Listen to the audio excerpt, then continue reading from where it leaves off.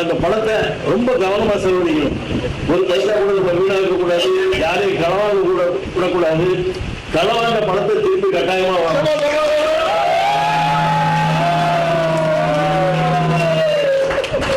கண்டிப்பா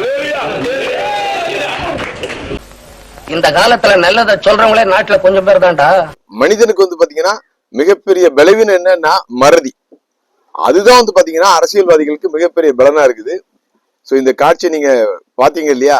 ஒவ்வொரு ரூபாயும் கவனமா செலவு பண்ணுவோம். அதுபோல பணத்தை யாரும் களவாங்க விட மாட்டோம். களவாண்ட பணத்தெல்லாம் என்ன பண்ணுவாங்க, திரும்ப கஜானாக்குல கொண்டு வரணும்னு சொன்னாங்க. சோ இதைதான் நம்ம இப்ப பண்றோம், கேட்கிறோம். 4 மாதம் ஆகிவிட்டது.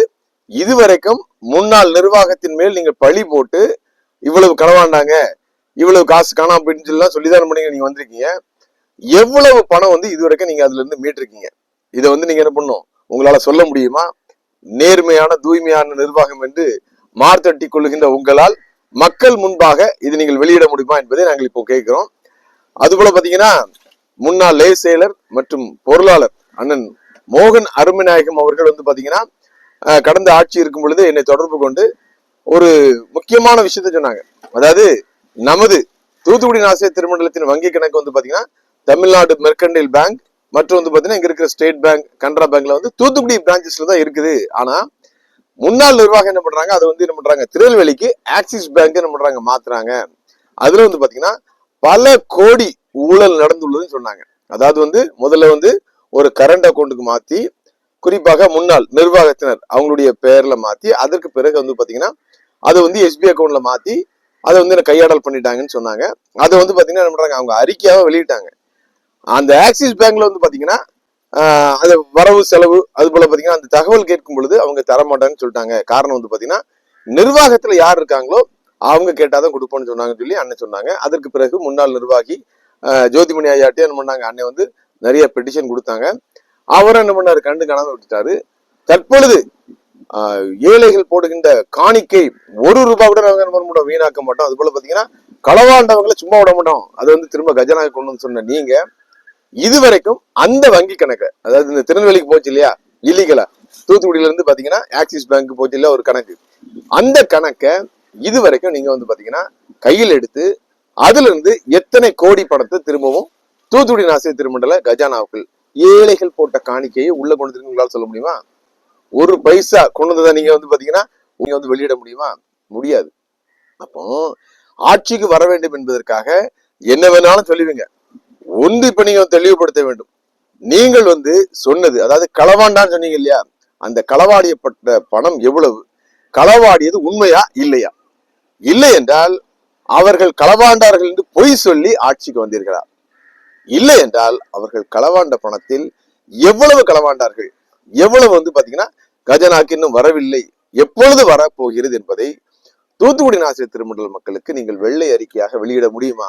அதான் சொல்றது, இந்த ஆண்டவருக்கே அல்வா கொடுக்கறது இதுதான். அலேலியா போட்ட உடனே போதாது, ஆட்சியில வந்தாலும் கடந்த நிர்வாகம் தவறு செய்திருந்தால் அதை என்ன பண்ணும், தக்க நடவடிக்கை எடுத்து நீங்க சொன்ன மாதிரி இந்த காணிக்கை ஒவ்வொரு ரூபாயும் பாத்தீங்கன்னா ஏழைகள் போட்ட காணிக்கைய இந்த கஜனாக்கு கொண்டு எத்தனையோ நலத்திட்ட பணிகள் என்ன பண்ணலாம், செய்யலாம்.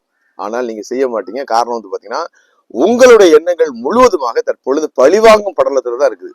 யார் யார என்ன பண்ணும், பழி வாங்கணும், யார் யார தண்ணி இல்லாத காட்டுல அடிக்கணும், யார் நமக்கு எதிராக பேசினாலும் என்ன பண்ணும், அவங்கள என்ன பண்ணும், வாய் அடைச்சு அவங்கள என்ன பண்ணும், பேச விடாம பண்ணணும். இது போன்ற எண்ணத்துலதான் என்ன பண்ணுது உங்களுடைய கவனம் இருக்கிறது தவிர இந்த ஆட்சி உங்களுக்கு ஆண்டவர் கொடுத்ததுனால நீங்கள் தனியாக வெற்றி பெறவில்லை.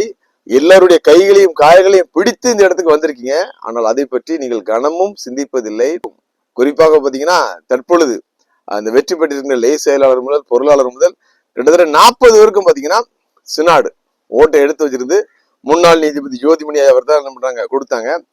ஐயாவும் சாதாரண கொடுக்கல. நம்ம என்ன பண்ணுவோம், ஊடகத்துல பல முறை என்ன பண்ணுவோம் வெளியிட்டோம். அதாவது எதிர்கட்சிகள் கண்டிப்பா இருக்கணும், எதிரில் இருப்பவர்களுக்கும் கண்டிப்பா என்ன பண்ணுவோம் வாக்கு செலுத்தி எல்லாரும் என்ன பண்ணும் தேர்தல் நின்று ஒரு வெற்றி பெற்று என்ன பண்ணும் அவர்கள் தான் என்ன பண்ணும் நியாயமானபடி ஆட்சி அமைக்க வேண்டும். அதனால பாத்தீங்கன்னா எதிர்கட்சிகள் இல்லாமல் எதிரில் இருப்பவர்களுக்கு வாக்கை அழித்து விட்டு இங்க தேர்தல் நடத்தக்கூடாதுன்னு சொன்னதுனால அதுவும் பாத்தீங்கன்னா அண்ணன் பொருளாளர்களுக்கெல்லாம் தெரியும். உள்ள போய் சண்டையை போட்டு ஐயா என்ன பண்ணாரு கொடுக்க மாட்டாருன்னே மனம் உடைந்து போய் வெளியில டென்ஷன் ஆன பிறகு நம்ம என்ன பண்ணுவோம் கூலா பேசி அண்ணன் என்ன பண்ணும் நல்ல மனுஷன் சொன்ன பிறகு தான் ஓட்டெல்லாம் கொடுத்தாங்க. இதுல அண்ணனுக்கு தெரியும். ஸோ அது போலதான் பாத்தீங்கன்னா அண்ணன் நிசிகராஜன் அவர்களும் என்ன 1.5 வருஷமா கோயிலுக்கே போட முடியுட்டாங்க, அரே எப்படியாவது பெறமண்ணே தேர்தல் நடத்தி முடிங்கண்ணே அப்படின்னு சொல்லி என்ன பண்ணீங்க. நீங்க சொன்னதெல்லாம் என்ன பண்ணுது, இந்த ஊடகம் மூலமாக மக்களும் பார்த்திருக்கிறார்கள், மகாதேவனும் பார்த்து கொண்டிருக்கிறார். ஸோ இதெல்லாம் பேசி இன்னைக்கு வந்துட்டு யாரையும் மதிக்காமல் நாங்கள் வைப்பதுதான் சட்டம், நாங்கள் நினைப்பதுதான் இங்க வந்து ஆட்சி அதிகாரம் என்பது நீ நினைத்தால் நிச்சயமாக ரொம்ப நாள் என்ன சொல்லாது, கெட்டிக்காரன் புழுகு 8 நாளுன்னு சொல்லுவாங்க.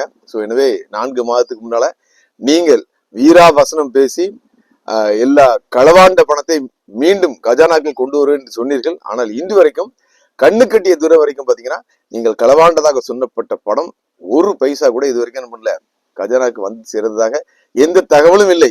எனவே உடனடியாக நீங்கள் உண்மையான மனிதர்கள் என்றால் பழிவாங்கின்ற படலத்தை விட்டுவிட்டு நீதி நேர்மையாக நடக்கின்ற ஆட்சி என்று உங்களை நீங்களே புகழாரம் சூடிக்கொண்டிருக்கிறவர்கள், தூத்துக்குடியிலிருந்து திருநெல்வேலிக்கு மாற்றப்பட்டதாக சொன்ன அந்த பணத்தில் எவ்வளவு போச்சு, இன்னும் நமது தூத்துக்குடி ஆசிரியர் திருமண்டலத்தின் கஜானாக்கு கொண்டு வர வேண்டும், அதை நீங்கள் எப்பொழுது கொண்டு வர போகிறீர்கள் என்பதை மட்டும் மக்களிடம் தெளிவுபடுத்துங்கள்.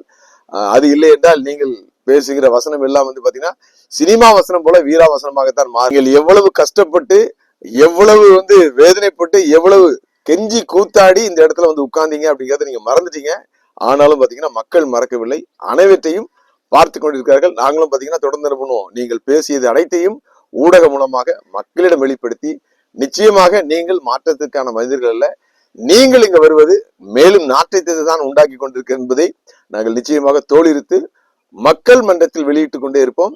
காத்திருங்கள். நாளைய தினம் சென்னை உயர்நீதிமன்றத்தில் தூத்துக்குடி ஆசிரியர் திருமண்டலத்தை குறித்த ஒரு முக்கியமான ஒரு வழக்கு வந்து விசாரணைக்கு வருகிறது. இதில் வருகின்ற தகவல்களை வெளியிடுவதற்கு தயாராகிவிட்டேன். ஊடகம் என்பது பாத்தீங்கன்னா நிச்சயமாக மக்களுக்கும் ஆட்சிக்கும் இடையில் உள்ள ஒரு சாதனம். அதை நீங்கள் ஒடுக்க நினைத்தால் நிச்சயமாக ஒடுங்கி போவது நீங்களாகத்தான் இருக்கும். எங்களுக்கு ஒன்றுமில்லை, எல்லாம் கர்த்தருடைய நாமத்திற்காக இந்த திருமணம் நல்லாக இருக்க வேண்டும் என்பதற்காக நாங்கள் தொடர்ந்து உழைத்துக் கொண்டிருக்கிறோம். அது பிஷப் தேர்தலிலும் எதிரொலிக்கும் என்பதில் எந்த விதமான மாற்று கருத்தும் இல்லை. அனைவருக்கும் நன்றி. சொல்றவன் சொந்த வாழ்க்கைய பத்தி எல்லாம் கிளறி பார்க்காதே, அவன் சொல்றதுல அறிவுக்கு பொருத்தமா இருந்தா நடங்க.